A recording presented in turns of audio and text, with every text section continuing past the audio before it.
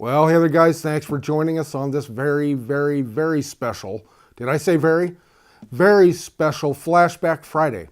We're going to talk all about folk music and what an impact it's had. It's far more than you might think. Don't go away.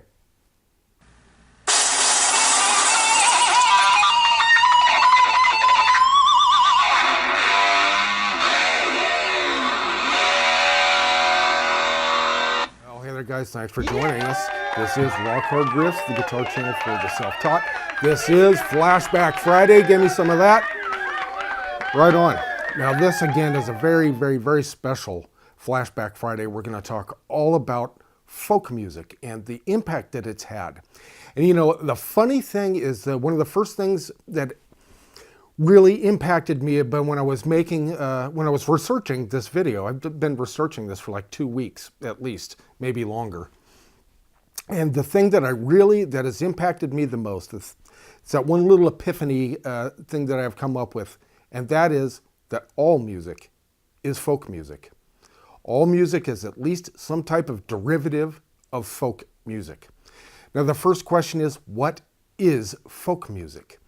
Well, folk music really, to me, I'd explain it like kind of like a grassroots thing. Now you've got to imagine life before television and our ability to travel, you know, was much more limited. No cars, everything was done by horses or on foot. The music really in areas like this in those days were more isolated. And so you had like your Scottish type of folk and your English folk and your Irish folk and your African folk and your Spanish folk and your German folk and your Japanese folk, and everything is folk music, right? It's like a grassroots thing, like a minimalist type of music. Now here's another way I'd explain it. I kind of imagine folk music like a plain cheese pizza, right? Crust, sauce, cheese, that's a pizza. But then what you put onto it is what creates other genres of music. So we'll call folk the basic cheese pizza. Now some people like pepperoni on their pizza, some like sausage, some like veggie, some like Hawaiian, etc., etc. Some pizza, when you're done with it, doesn't even really resemble pizza, but it's still at its core pizza. And to me, that's how I would explain folk music. What we're most familiar with is a more modern type of folk music that kind of started just post turn of the century into the Depression, into the 40s, and that's when it really started taking off with people like Woody Guthrie. And that's more what we're going to talk about. Now, another name for this type of folk music would be more like mountain gospel or just mountain music. And you can hear the offshoots of this type of music in, say, like bluegrass. A lot of banjo picking with a guitar accompaniment, right? A lot of that in great big vocals. It's more of an arranged type of music, and it's a little bit, you could say, more sophisticated if you want. Where folk is very, again, very kind of plain, grassroots. Everything can be understood. Everyone can understand it. Okay, another fallacy that we might think is that folk music is all white. No. It was actually some of the original folk music that inspired just about everybody else were people like Big Bill Broonzy, Leadbelly. Now the Beatles were inspired by these guys, and so were a lot of the early British rockers, Eric Clapton's, Rolling Stones. You can hear the folk in rock and roll as well. You know, Bob Dylan, how about Jimi Hendrix with All Along the Watchtower, and on and on. Now I have some names I'm going to throw at you, and these are the folks we're going to talk about. Let's start off with Woody Guthrie, Pete Seeger, The Weavers, Peter, Paul and Mary, Judy Collins, Bob Dylan, Arlo Guthrie, the Kingston Trio, Dion, the Smothers Brothers, Elizabeth Cotten, and Alison Krauss, just to name a few. A lot of great music. Now, in my opinion, I believe that this modern folk music revival was kind of inspired by John Steinbeck. This book and or movie right here, The Grapes of Wrath, I think is really what gave folk a big kick in the pants. And that all has to do with the Dust Bowl in the 30s and the Great Depression. What a great movie. This is John Ford movie, and starring Henry Fonda. Also in this video, there's no way of getting around politics and religion, because that is a big part of modern folk. right? Politics and religion. Now, modern folk is kind of a peculiar hodgepodge of gospel music, of religion, of communism, of atheism, and social justice, all in one kind of pot. Now, Pete Seeger and the Weavers were kind of at the forefront, also Woody Guthrie. But it wasn't also puritanical on the part of folk musicians. Now let's take Woody Guthrie's song, This Land Is Your Land. Now we think, wow, that's just such a great, it's almost like it should be the national anthem, right? Well, actually that song was created out of distaste by Woody Guthrie getting sick of hearing Kate Smith sing God Bless America. So he made up another version from an old Carter family song called When the World's on Fire. He put his own lyrics to it, which were sarcastic lyrics, and then later he changed them because the song was so good to This Land Is Your Land. That's how that song came about, so it wasn't such a puritanical idea that brought that about. Now there's one name through all of this research that I've done that just keeps popping up over and over and over again. One name, and that's Pete Seeger.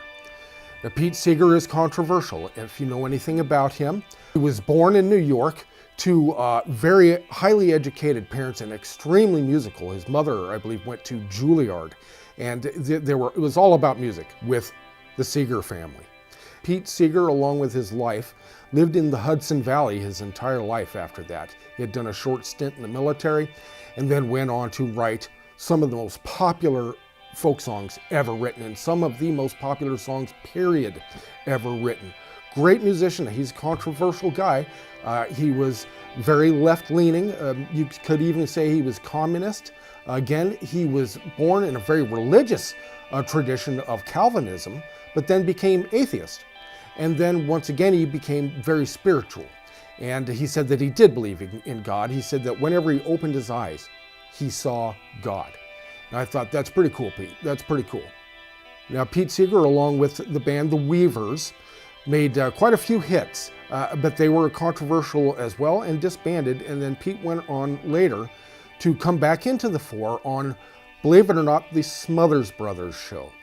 Now, personally, that's how I have been exposed to almost all folk music in my very, very early days. Not almost all, but a very large chunk of it was because of the Smothers Brothers, believe it or not.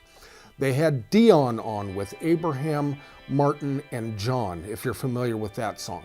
A very sad note to that was, at the end of that, he includes Bobby Kennedy. The song was written before Bobby Kennedy was shot, and then they were about to release it, and then Bobby Kennedy was shot, and they had to add his name to the end of the song. Pete Seeger kept writing music, and musicians like Peter, Paul, and Mary and others had covered his music. They kind of remodeled his music and made such great stuff. Of course, another name that has to be right at the fore is Bob Dylan, of course. In my opinion, this is where a lot of rock and roll got its conscience from. And that is folk music by such people as Bob Dylan, Pete Seeger, the Guthries, Lead Belly, Big Bill Broonzy. George Harrison often spoke of those guys being a big influence on the Beatles. You take the lyrics of Bob Dylan, just incredible lyrics. Blowin' in the Wind, if you can't listen to it, read the lyrics to it. Just amazing lyrics, fantastic. And songs like Amazing Grace and others, those are folk songs. And some of probably the greatest songs ever written. Peter, Paul, and Mary, probably the most prolific folk group ever, in my opinion. Now, this is kind of funny again. This goes way, way back into my personal memories to when I just, hit the ground listening to Peter, Paul, and Mary just about. Mary's voice to me is kind of like, how a mother's voice and a baby's cry, those things to each other are the most familiar things, right, to each other. Mary's voice is that way to me. It's like my mother's voice. I am so familiar with that voice. It just hits me in the gut so hard. Every time I hear her, I just can't help but choke up. Peter, Paul, and Mary were Peter Yarrow, Noel Paul Stuckey, and Mary Travers. Again, all of these songs, all of these people I'm mentioning, guys, there are links in the description. There are going to be a whole lot of links in that description to all this great music.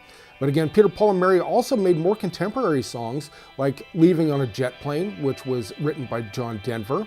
And also, I dig rock and roll music, which was a big hit in the late 60s about the Mamas and the Papas and the Beatles and others. Another group at the very beginning that we have to mention again, and that is the Carter family, and especially Maybelle Carter, who developed a two-finger, basically, picking style and a little bit of brushing with two, along with Elizabeth Cotten. In the Sweet By and By, she'll be playing in the description. You've got to check that out and check out her guitar technique. She is a killer guitar player along with Maybelle Carter. The last song or person I'm going to mention is Alison Krauss, who had revived an old song, 1867. It was possibly by Native Americans. They were singing as a tribal song, which then was later changed and added Christian lyrics to it. And the song is Down to the River to Pray. You may have heard this song in the movie Oh Brother, Where Art Thou, which is loosely taken on Homer's Odyssey. Really good movie, and the music in it is killer. Fantastic stuff. Again, that song is noted to be as far back as 1867. So again, folk music is like a grassroots music. It just comes up naturally. It started when they first had the first hollow tree stump that they banged on, right? And then found something with something like strings on it and started plucking those, added them together with voices, and there you have it, folk music. Then when it gets more sophisticated, more like subgenres like blues, Delta blues, Chicago blues, rock and roll, hard rock, heavy, on and on. Those are subcategories, if you want, all taking its roots from folk music. How cool is that? Well, guys, I really hope you enjoyed this video. It took a lot of great pleasure, but a lot of work to put this one together, a lot of research. And boy, I am all the better for it. I truly hope you enjoy this.